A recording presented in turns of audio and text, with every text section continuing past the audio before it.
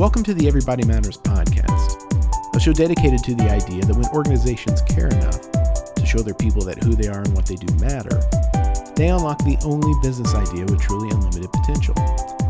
I'm Brent Stewart, your host.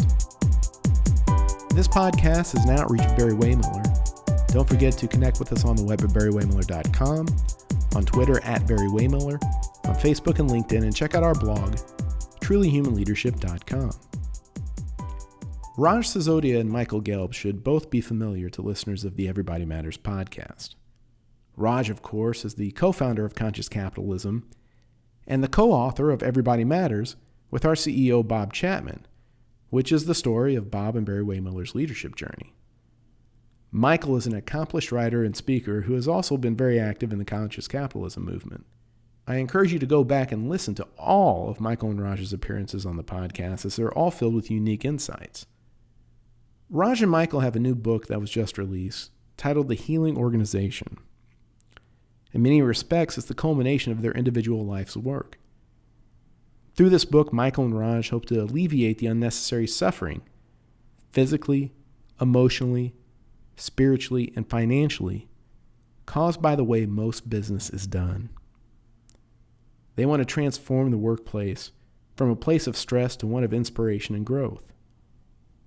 This book is not about the business of healing. It's about business as healing.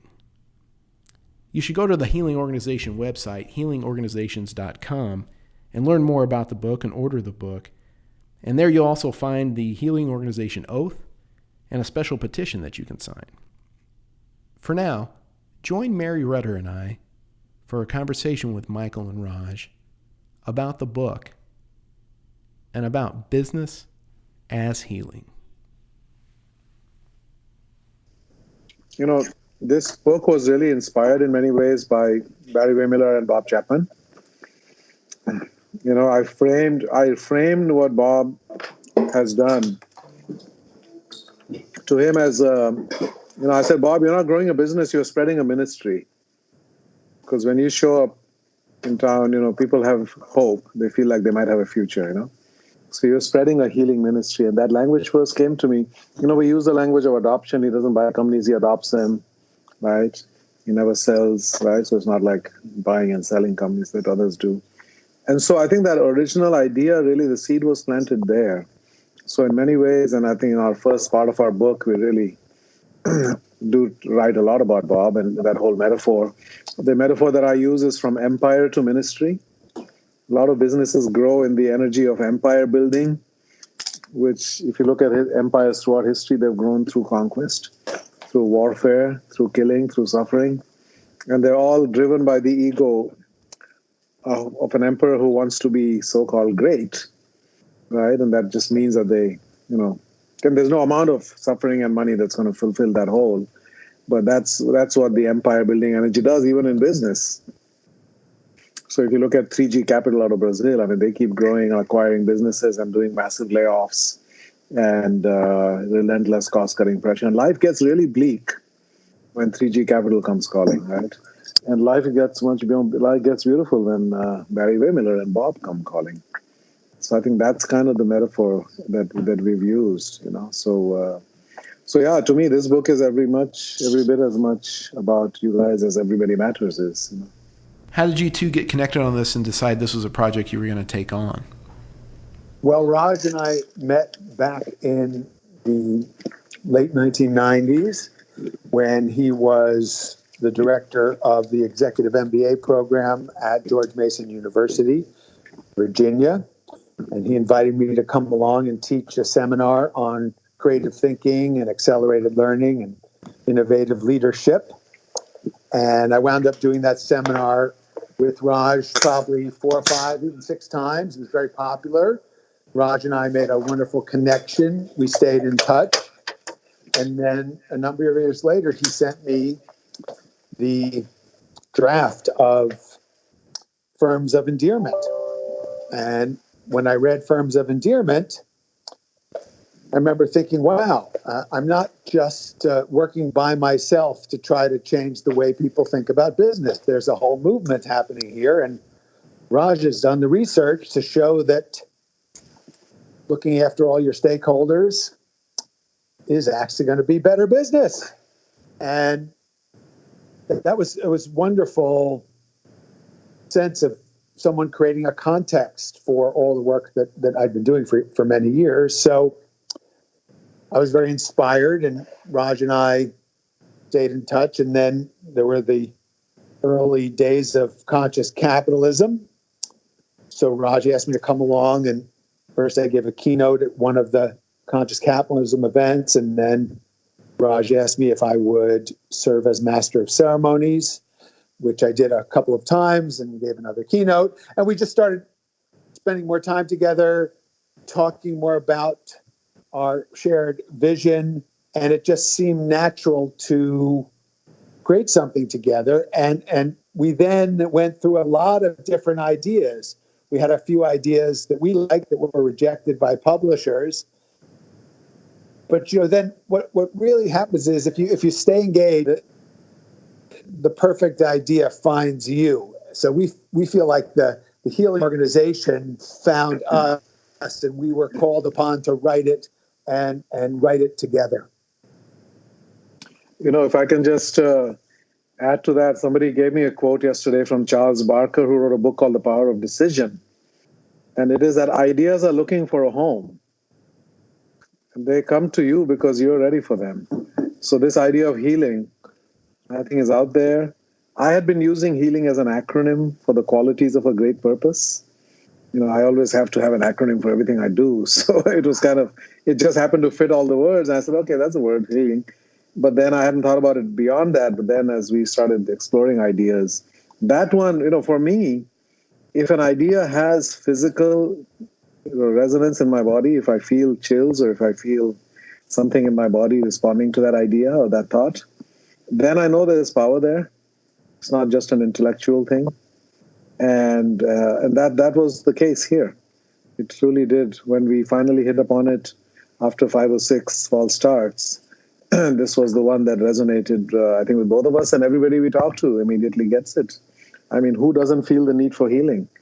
Who doesn't suffer? Who's not carrying around trauma of some kinds? And certainly in the world of work, there's extraordinary and unnecessary suffering, right? And all the data that Bob talks about and quotes, we quote all the same statistics, right? And I say, we don't have to kill people to make money. To the contrary.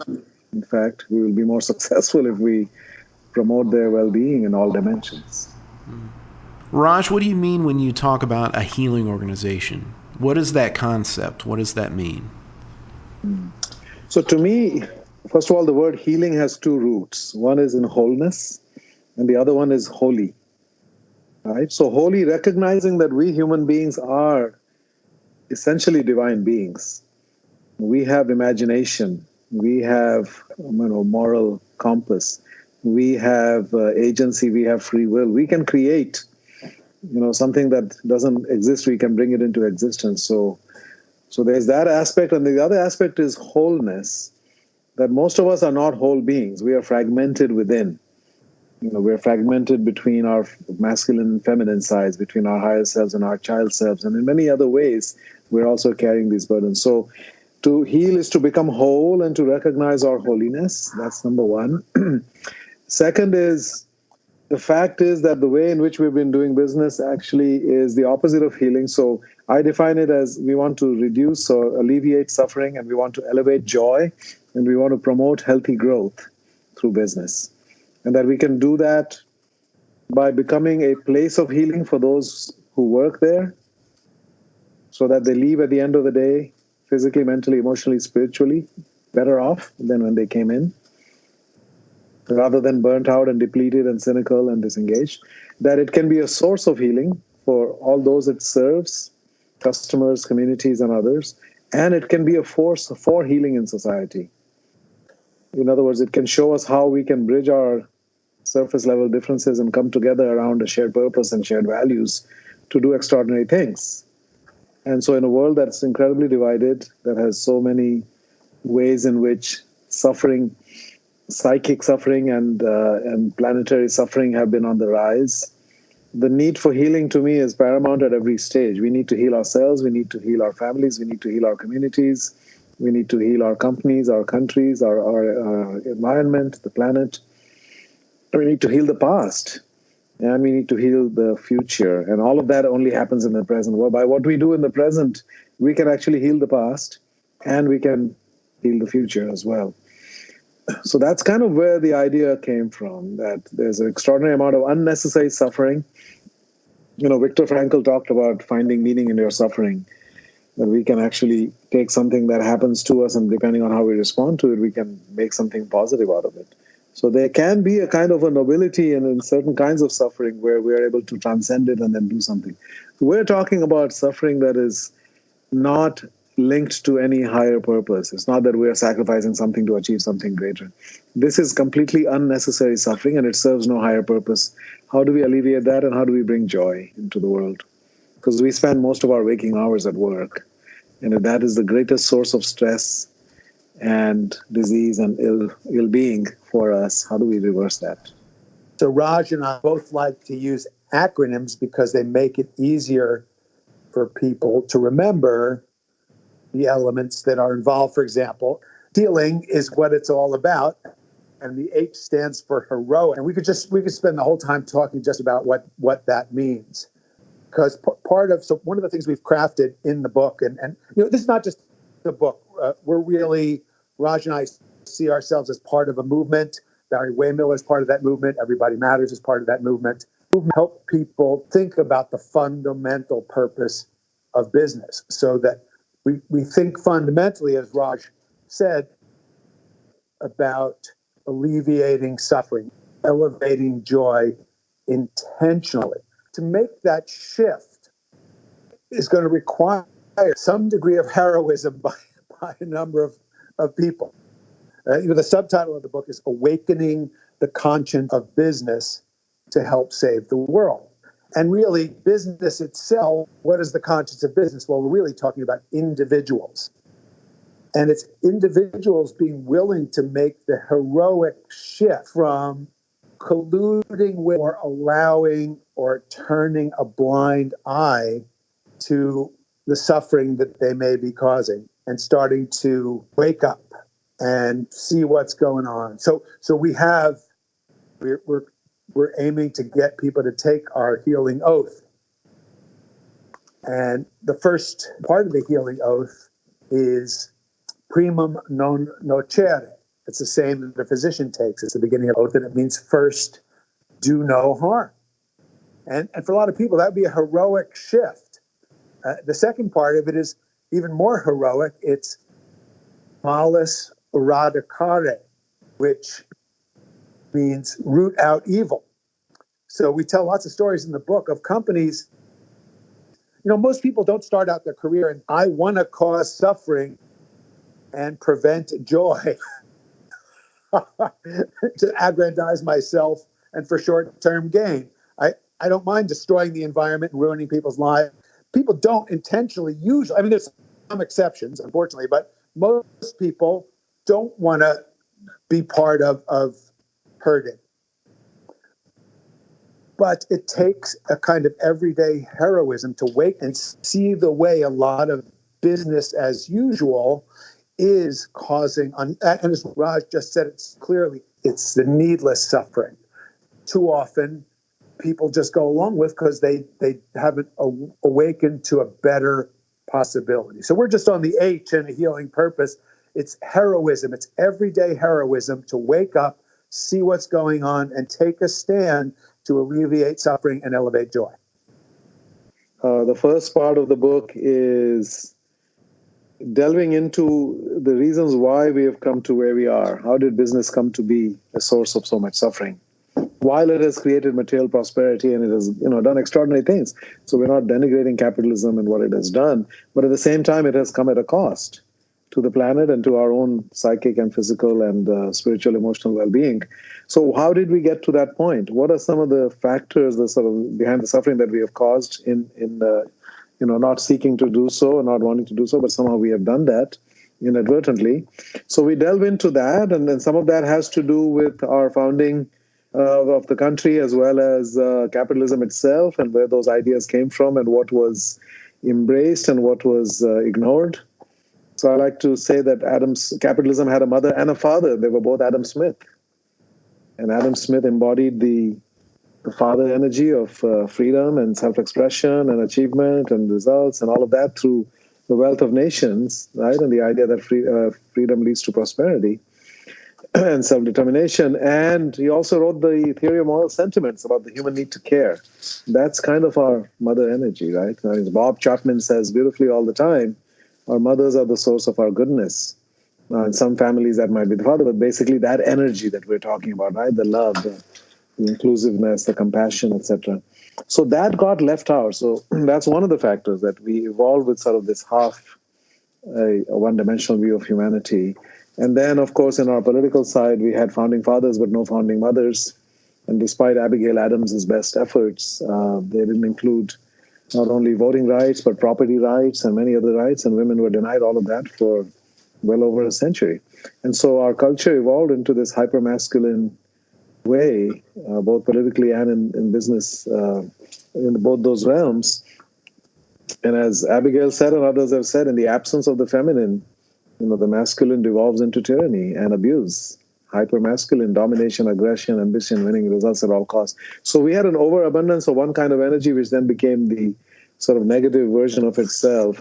And what we talk about is we need these four kinds of energy. We need the elder energy, the child energy, the masculine energy, and the feminine energy, all in their healthy manifestations, right? So we need to have the purpose and meaning. We need to have joy and creativity and fun and playfulness and humor. We also need to have strength, courage, and determination, and love and inclusiveness, all of those. And so that's part of it, that we've been missing some of the basic energies, right? And that then led to all of the conflict and the sort of the labor management split. And if you think about it, socialism, communism, Marxism all arose in response to the perceived abuses of lower consciousness capitalism. Those things never existed before we had capitalism. And that caused extraordinary suffering in the world and multiple wars and everything else, right? So that's kind of the backdrop as to how did we get here, hypermasculine energy, not recognizing the fullness of human beings. We're not just motivated by money, we're motivated by caring as well as by purpose. And now we're starting to recognize if you bring those things in, then actually you lead to fulfillment and wholeness in people. So that's what the first part of the book is. And getting into that metaphor I mentioned earlier of empire versus ministry as well.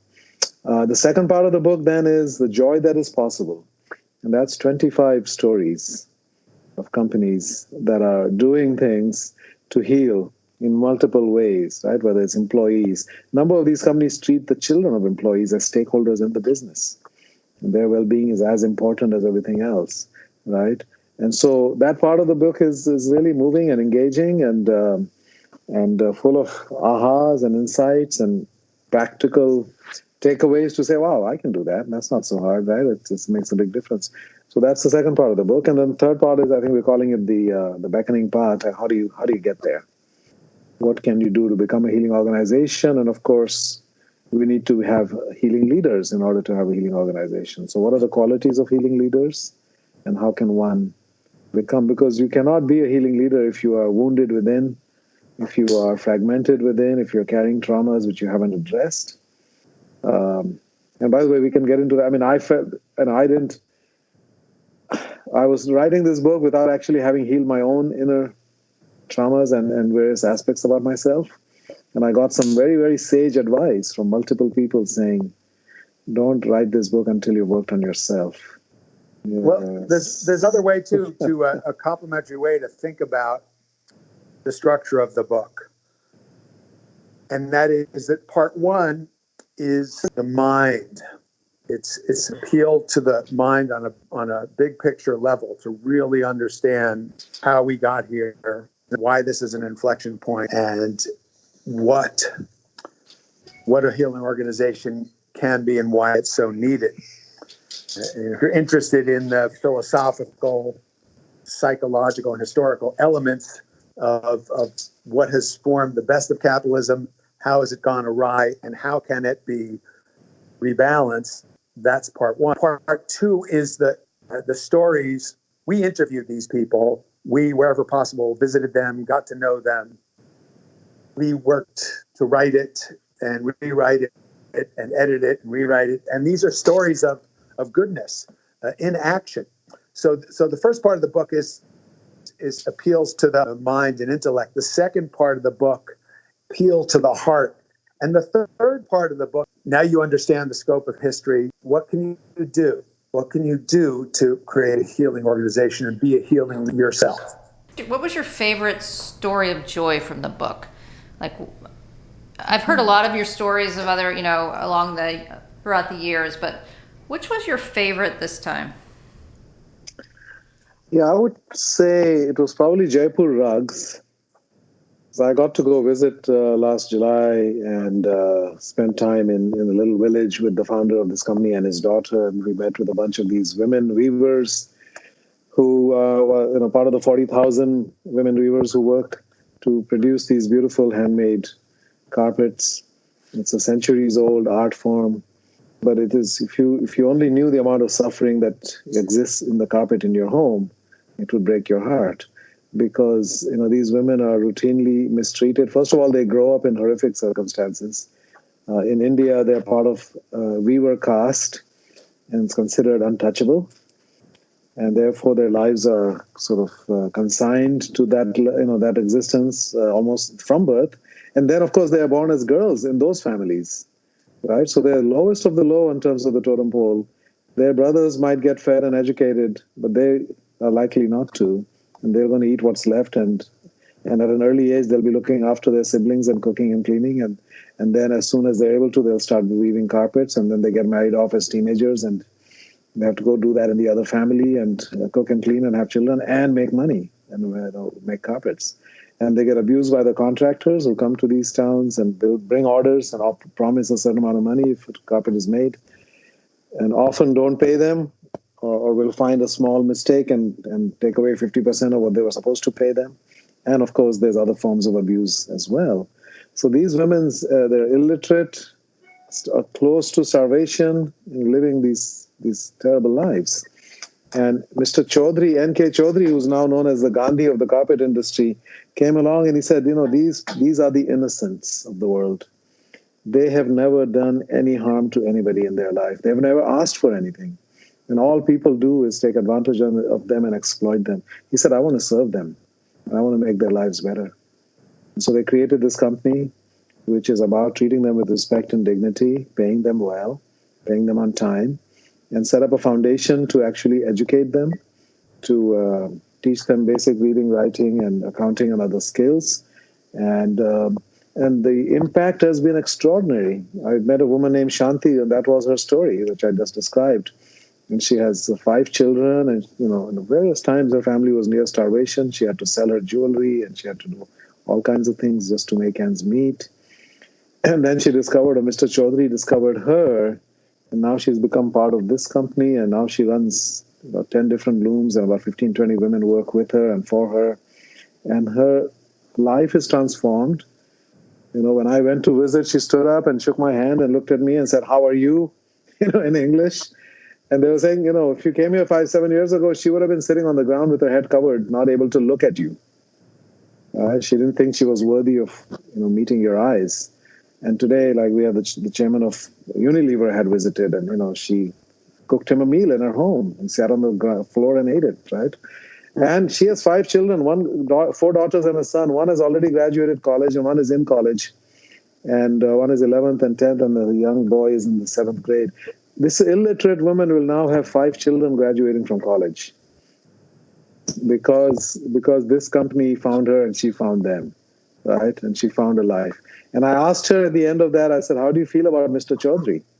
What has he meant in your life? And they all call him Bhai Saab, which means older brother. And she just started crying. And she said, I don't have words. She said, to me, he is much more than my mother and my father. To me, he is God. Because he gave me life. I didn't have a life before he came, right? So that's the power, and this is a for-profit business, right? This is not a charity. They're doing this as a for-profit. They sell these carpets here in the U.S. To people, and there's a barcode there, and you can scan it, and it'll tell you the family who produced this carpet, show you a little video, their names, and the impact that you're having. They said, we're not selling you a carpet. We're bringing you a family's blessings. This carpet actually carries a family's blessings with it, because that family now has a life because you've chosen to buy this carpet from them, right? So that's the power. So he said, we're going to heal customers too, because people buy things mindlessly and they don't appreciate, they don't understand what went into it. And he said, now they're going to understand, and we're going to connect the customer directly with the women who wove the carpet. And some people actually, when they go to India, they actually travel to Jaipur and they go to village. They want to see these women. They become real to them. So I think that's part of the healing, the consciousness that's possible. You can take consumption and you can just buy it at the lowest price and not care about anything. Or you can think about all of these things, and then the impact it has is extraordinary. Well, I just have to add that the story of Jaipur Rugs is the first of the stories in the book, because if this can happen in India, with the caste system, and people's lives can be transformed, they can experience opportunity, they can experience success, they can basically become artisans who, as Raj mentioned, business leaders from around the world come to meet and see and experience what they're doing. And this is now a much more profitable endeavor than it was before Mr. Chaudhry started this. If this can happen in India in that kind of circumstance, what's possible in a wildly more prosperous country like the United States, for example? So that's part of why the story comes first. Asking which is my favorite, it's a tough one. It's like, which is your favorite child? We love all the stories unconditionally. I'm actually going to say that my favorite story is the story of FIFCO, which is a company based in Costa Rica. And the reason it's my favorite story is for more just kind of strategic reasons to reach the skeptical person who thinks that this might be nice, that there are a few anomalies here and there of wonderful, loving people who can make a difference. But does this really work in highly competitive business like selling beer and soft drinks? And the Ramon Mendiola, who's the CEO of FIFCO, his background was in tobacco. He was in an MBA, so he's basically selling a toxic substance. And it's one of these stories. What I love about the story is he didn't plan to help cause cancer and emphysema. He just went to business school and got a job, and it happened to be with a tobacco company, and he just did what he thought business people do. And then he got recruited away from a tobacco company to a company that sells sugary drinks and alcohol. So it's not, just let's move from one hurting organization to another. But what's fascinating, and part of why I love the story, is Raj talked before about the harmony of the masculine and feminine energy. And when we interviewed Ramon, he talked to us about how he inherited these values from his parents of hard work and integrity and honesty, which he attributed to his father, and compassion and caring and ethical awareness from his mother. And he really, these things really informed his character. So slowly, when you're in the tobacco business, you deal with lots of regulators. And then when he shifted to the sugary drink and alcohol business, there are even more regulators. And he got very skilled at dealing with these regulators. But what slowly happened is he woke up. And he said, instead of treating these regulators as people who are the enemies of our business, these are representatives of our communities. Why don't we look at the world from their point of view and figure out how we can meet everyone's needs? And what he did, it's so powerful step by step, they lowered the sugar content in their drinks, and they got those sugary drinks out of schools. They promoted a campaign to get people to drink the alcoholic products more responsibly and lowered levels of drunken driving and alcoholism. They made a commitment to get their environmental impact in every area down to zero, and then decided that that wasn't enough. They want to be 10% net positive in every dimension of impact. So it's an amazing journey and shows what's really possible when conscience awakens, when someone embraces that heroic quality that we were discussing earlier and makes these kinds of changes that were just an expression of the awakening of his conscience. It not only helped people across all the stakeholders of the company, but it also has made the company the number one greatest place to work year after year in Costa Rica, and it's much more profitable, which is kind of a happy ending to the story too for the people who are saying, well, does this really work in business, and can I really, is this idea of a healing organization really an integrated proposition where there'll be more abundance to elevate more joy as we alleviate suffering? And that's why I love the FIFCO story, because it demonstrates that the answer is yes. Yeah, their revenues grew about 8-fold in 10 years, So it's an extraordinary success story in all dimensions. And one thing that Michael didn't mention is also key is that at some point when they were celebrating all these wonderful things that were happening, and somebody stood up and said, Ramon, this is all great. Do you realize that a lot of our colleagues are actually living in poverty? They work here full time and they're living. And he said, no, I didn't know that. And he said, give me a little time and I'm going to find out what's going on. And they found that about 350 of their people were actually living that they had escaped poverty, but then because they got caught in a trap of buying consumer goods, and the interest rates are like 50% or whatever. They were caught up in that, and so ultimately he made a commitment that within 2 years we're going to systematically get each and every one of these people out of poverty, and we're going to educate them and help them not to fall into that trap again. So they assigned each of them a mentor, and there are a whole series of things that they did with them, and got them all out and make sure that nobody else falls into that in the future. So it's about, again, everybody matters, right? And everybody wins. Everybody matters. It's not like most people, okay, as long as we get 90%, we're good. Everybody matters and everybody wins. What's kind of your hope for the healing organization going forward?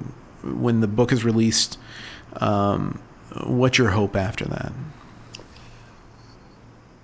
My hope is that people read this book and really change their thinking. What Adam Smith taught was that leaders will ultimately, in a democratic society, ultimately need to respond to feedback and to the will of the people.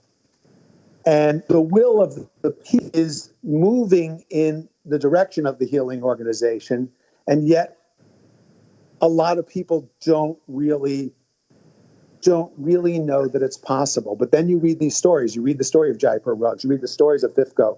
You read the story of Grayston Bakery. You read the story of Eileen Fisher, of Hillman Consulting. I mean, one story, and you realize this really is possible. And once people get the power of an idea to change people's lives, to change the world, it's the most powerful force in the universe as we know it, and we want to unleash this idea and have people really live it. It's catalyzing a movement, not just reading a book. Well, when we started this project, I think Michael said something very important, that this is a sacred undertaking. Writing a book like this on a subject like this, we cannot take it lightly. Because people's hopes will be raised just looking at our title, right? So we have to do justice to it. And if I look at this last 15-year journey when I got involved in what we now call conscious capitalism, and I think for Michael this is also true, it's kind of a culmination of what we've done. Everything that we've done has kind of built up to this, right? And we have arrived, I think, at what is called the simplicity on the other side of complexity. that this is a way to think about things that everybody can understand. Right? Is your workplace or business a source of suffering, or is it a source of healing? Right? And I think so that language, I think, is understandable, approachable, and people can latch on to that. And therefore, I think it has a good chance of capturing people's imagination and understanding. And all the business leaders that we expose these ideas to immediately start to say, okay, I can implement that, I can do that, I can do that. Like, who doesn't want to reduce suffering for their own people, right? And have a positive impact. So I think it's timely as well as timeless. It's practical and inspiring at the same time. So we have high hopes for the book, not from an ego perspective, but really we think it truly does have the potential to heal a lot if it gets the visibility that it needs. And your podcast and other things like that are important in making that happen. I guess the real purpose of our book would be to make ourselves irrelevant.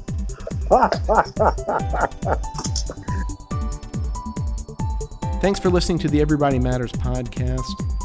We encourage you again to go to the Healing Organization website, healingorganizations.com, and there you'll find the Healing Organization Oath, special petition, all about the book. You can order the book and find out more about Michael and Raj. If you'd like to find out more about Raj and Bob Chapman's book, Everybody Matters, The Extraordinary Power of Caring for Your People Like Family, go to everybodymattersbook.com.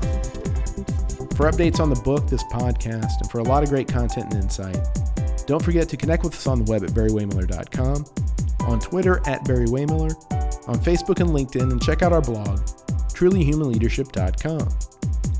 I'm Brent Stewart. Thanks for listening. And don't forget, Everybody Matters is the only business idea with truly unlimited potential.